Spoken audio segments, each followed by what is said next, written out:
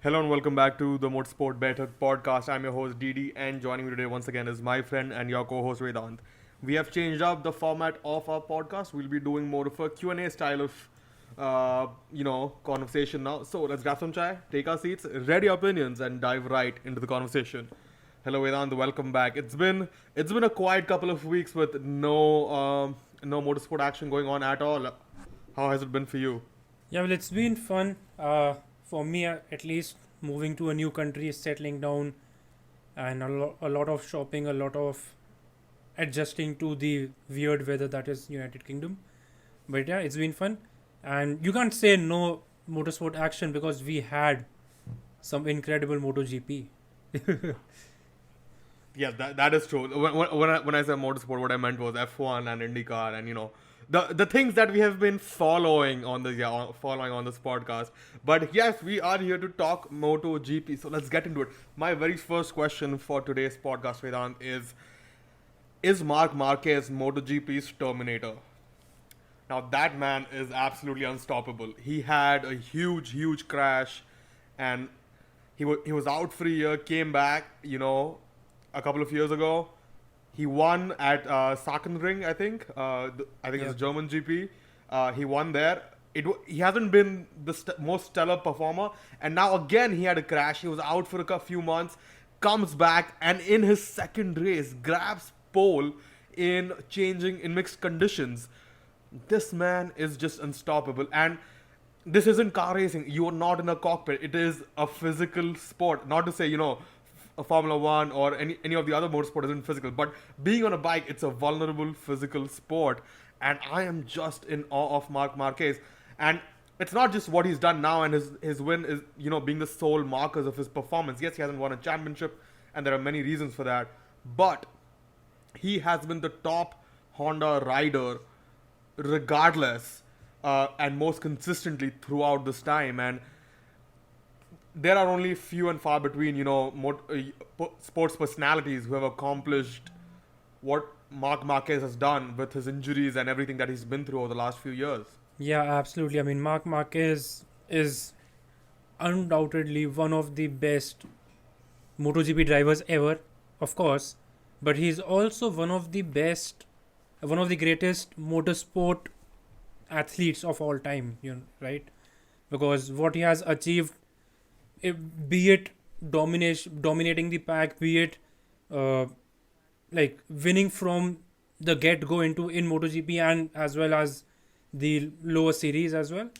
But the way he does things, the way he goes around, his aura around the place, and as you said, he comes back from injury, wins the Austrian GP, German GP, which I think he has the most number of wins there, and I think he had a Yeah. great performance in Kota as well last season, which also is one of his like great number of wins there as well. And then again, the Japanese GP pole position after a difficult season. So yeah, I mean, Yeah, and his first race back before that, it was a difficult race. He ended up colliding with both Fabio Quartararo and yeah, Nakagami, um, and his race ended early, but he's been all out regardless of what is going on. If he's on the track, he is all out. He also, I think he also had a fall. He had a high side during the Japanese GP warm up before the race.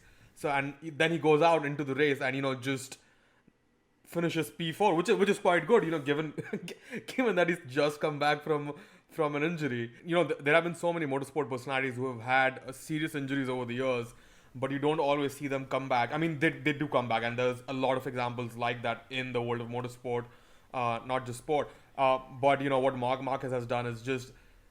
I mean, I remember the days when Marc Marquez had come onto the scene and he was beating Valentino Rossi. And having grown up, seeing Valentino win, it was like, why is he doing yeah, this? I don't like this person.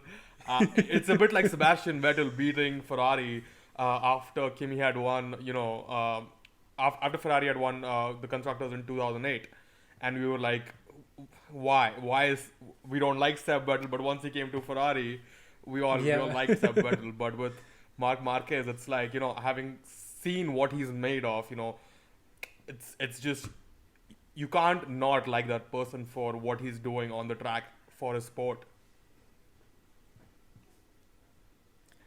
Absolutely. And I mean, his battles and his rivalry with Marc Marquez, Valentino Rossi, was of course a story for the legends of tomorrow, like the years to come, right? But what a guy. And even though he's not in the championship fight this year, he might not be in the championship fight next year. But you will always look out for Marc Marquez in the grid, in the in the pack, and he will always give something special, Yeah, produce I something mean, special. you can't deny that. I mean, I'm excited to see what more he does. It's just like I said, awe-inspiring to see how committed he is to MotoGP. But moving on to our second question of the day, Vedant, and that is on the current, on the current World MotoGP World Championship, and the question is, can Pecco Bagnaia and Ducati actually challenge Fabio Quartararo for the World Championship title? Yeah, I mean, if we go by last season, and I spot like I was planning to do some sort of trend analysis this season as well, comparing last season and this season, but didn't get time. But basically, the gist of it is that last season Ducati and Pecco Bagnaia, came back from a disastrous season to be competitive and win races in the latter part of the season. And even though he didn't finish high enough to challenge for the title, he was still in the title, mathematically in the title fight till the last couple of races, right? This season, however, they have started winning much earlier and they have been much more competitive. Uh, our defending champion, Fabio Quartararo, has not been that dominating this season. He has been winning, he has been leading the championship, but still he has not been that. He's had a couple he's had a couple more mistakes than he usually does during the course of a championship. He's not that far ahead of the pack. But before Japanese Grand Prix, I think they only had a 10-point difference. Yeah, and if you go by momentum and if you go by the number of races left, common logic would suggest that that Ducatis and Pecco Bagnaia would catch up and there would be a title showdown. But the Japanese GP gave us a twist in the story. So who knows? That is the thing. But that is the thing, Vedant. Pecco Bagnaia does not, Pecco is not known for coping with pressure well in MotoGP. We saw that last season, when he started to get closer to Fabio Quartararo and the conversation shifted from, just the performance every race to, the World Championship title. He started to falter again. And we saw the same thing started to happen as soon as, he was actually within reach of the title contention to be the title leader. And that is the thing. Does Pecco have what is required of a MotoGP world champion? Yes, he can win races. Yes, he's fast. We know all of that. There is no doubt that Pecco is one of the fastest person on the grid. In fact, he replaced, Dovizioso. So obviously, he's got the goods according to Ducati, which is undeniable. But does he have the grit and determination and the resilience to be calm, be composed on track while, fighting for the championship? And I believe, we can draw a parallel with what Will Power did this year to win the championship, which is be temperamental, know when he can afford to lose points, know when he can afford to give up position, and not be all out all the time and make the mistakes that he made for the years previous to that. Yeah, absolutely. I mean, I kind of draw a parallel to, I mean, it's not no, it's not very difficult to draw a parallel with, with Formula One, and for our Formula One listeners, it would be easy to compare, but it's an Italian team with their star driver, Ferrari with Charles Leclerc and Ducati with Pecco. So again, they are fast. Like, let's talk about Pecco for now. He's fast. Ducati have already won the constructors championship. So with 8 bikes, yeah, but still they are a quick bike. The factory Ducati team, right? And but yeah, I guess the the championship mentality really does not uh, like you can't really judge someone if they have a championship mentality or not if they're not in a real championship fight. I think Pecco is now finally in a real championship fight for the first time in his career. So I think the next like the last races of this season would be very interesting because it's only 18 points even now. So anything could happen. MotoGP is as roller coastery as IndyCar or Formula E. It's not like Formula One, right? So it's going to be a fun last part of the season. Absolutely, absolutely. We'll see what Pecco and Ducati can do in order to challenge Fabio Quartararo and the Yamaha team. But let's talk about the future of MotoGP a little bit. And the question here is, how well do you think the Bharat GP is going to go down? Yeah, I mean it's very exciting to just hear the name, just visualizing it at MotoGP, the bikes in India. I think with Bharat GP we'll get Moto 3 and Moto 2 as well. So hope like yeah, they all will come down. So it's obviously very exciting, but I mean the biggest issue is one of the biggest obstacles is the politics and the that part of the story, the Whoa, import whoa, structure and everything. Yogi Adityanath already But posed for a picture with with the yeah, promoters. yeah, no. So like that's what I was trying to say that that was a big hurdle, which seems to have been cleared, and like with the government involved, it's good. But I think the second part of the story is fan engagement. So when Formula One came to India, even though the tickets were quite expensive, it was Formula One. It was the sort of pinnacle of motorsport, as people like to call it. And every like since it was the first time everyone went to see it, it was a new venue. The both international circuit there was huge marketing and everything.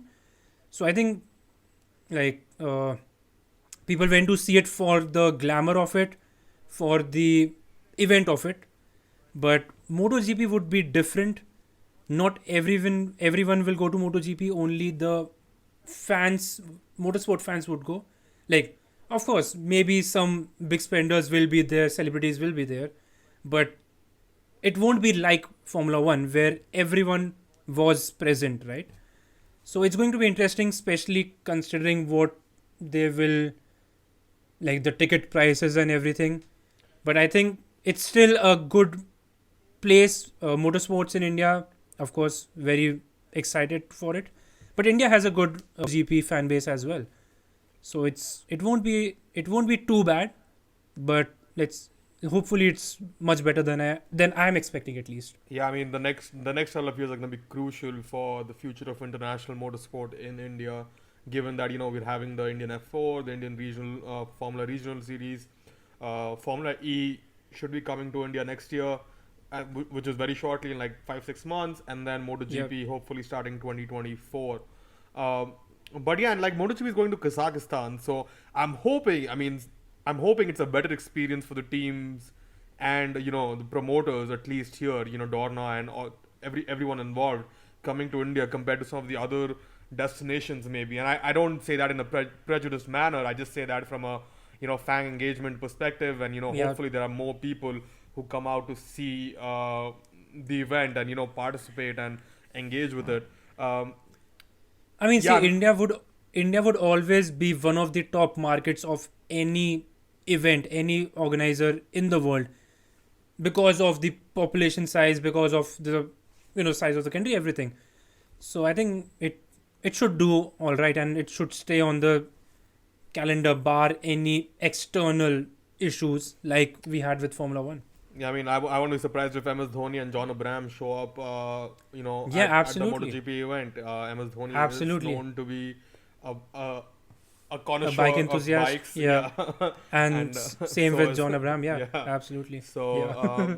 I'm pretty sure the promoters will do a good job of attaching big names to the event, but I think the promoter website was doing the rounds on Twitter a few days ago when this news came out, and it was quite sketchy. So not sure if it was actually the promoter website or if it's just a fake website created by someone else on behalf of the promoter per se. But Yeah, I mean, I even like when the announcement was almost final, I was still sketchy because when you think about it, all the Grand Prix names are like the country name or the nationality name, and then the Grand Prix, Italian GP, French GP, right? So Bharat GP was, till the announcement was made, I was still sketchy about it, but because it should have been Indian GP or something like that. But yeah, I mean, it still sounds great to my ears at least. yeah, But of course. yeah.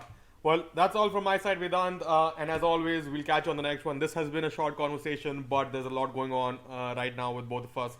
So I'm gonna close it out a little quickly. And as always, we'll see you in a week.